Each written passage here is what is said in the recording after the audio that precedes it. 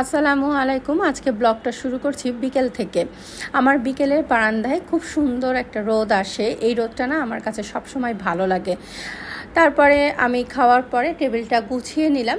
টেবিলটা গুছিয়ে তারপরে আমি একটু শোপিসগুলো মুছে নিচ্ছি। আজকে সকালে ছুটির দিন, সেজন্য কোনো কাজ করতেই ইচ্ছা করছিল না। দেখবেন কাজ করতেও কিন্তু একটা মন লাগে।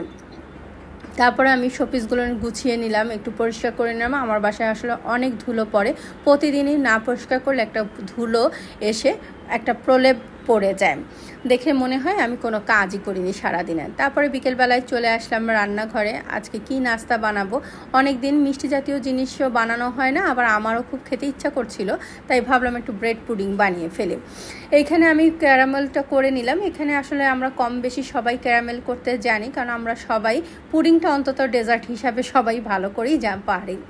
আজকে আমি 2 পিস ব্রেড নিয়ে নিয়েছি। এই 2 পিস ব্রেডের থেকে বেশি নিলে আবার পুডিংটা খেতে ভালো লাগবে না, কেমন একটা ব্রেডের একটা গন্ধ বা স্মেল চলে আসবে, সেই জন্য আমি 2 পিস নিয়েছি। এর মধ্যে 4 ml আমি দুধ নিয়ে নিয়েছি। এটা ভালো করে মিশিয়ে নিয়ে তারপরে আমি 5টা ডিম দিয়ে দেব।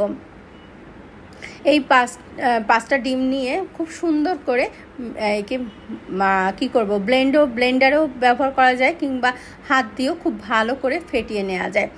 এখানে আমরা সবাই সাধারণত চিনি দেই, আমি এখানে কনডেন্স মিল্ক ব্যবহার করছি, কারণ হচ্ছে কনডেন্স মিল্কের একটা ক্রিমি টেক্সচারটা নিয়ে আসে পুডিংয়ের মধ্যে। খেলে মনে হয় যে কী যেন এমন একটা দিয়েছি, যে এত ক্রিমি এত সফট আসছে ভাবটা।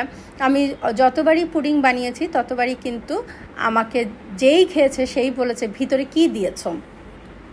আমি যখন বলি যে আমি কনডেন্স মিল্ক দিয়েছি, তখন কিন্তু তারা বিশ্বাসই করতে চায় না কনডেন্স মিল্ক দিয়ে বানিয়েছি ব্রেডটা, মানে পুডিংটা। তারপর একটু ছেঁকে নিয়ে আমি ক্যারামেলটা ঠান্ডা হয়ে যেয়ে তার মধ্যে লিকুইডটা দিয়ে আমি ভাপে 20 থেকে 25 মিনিট আমি স্টিম দিয়ে নেব। আমি আবার প্রেশার কুকারে বানাই না, কিন্তু ভাপে বানালে হয় কি, জিনিসটা আপনি সুন্দর একটা ভাপে হয়ে যায় এবং খুব সফট হয়। অনেক সময় প্রেশার কুকারের সিটিটা কিন্তু অনেক সময় আমরা ঠিক করতে পারি না, খুব শক্ত হয়ে যাওয়ার সম্ভাবনা থাকে পুডিংটা। এটা কিন্তু আমি নিশ্চিন্তে থাকতে পারি, 20 থেকে 25 মিনিট আমার পরে মানে পুডিংটা হয়েই যাবে। তারপরে আমি এটা ফ্রিজে রেখে দিয়েছিলাম, রেখে দিয়ে 1 ঘন্টা পরে আমি এটা বের করে নিয়েছি। খুবই মজার হয়েছে মাশাআল্লাহ, এবং দেখতেও যেমন সুন্দর হয়েছিল, খেতেও কিন্তু অনেক মজার হয়েছে। আপনারা চাইলে কিন্তু এটা বানিয়ে খেতে পারেন। এই ছিল আমার আজকের রেসিপি। ভালো লাগলে আমার চ্যানেলটি সাবস্ক্রাইব করে আমার পাশে থাকবেন। সবাই ভালো থাকবেন। আর হ্যাঁ, এটা কিন্তু আমার ফার্স্ট ব্লগ, অবশ্যই আমাকে সাপোর্ট করবেন।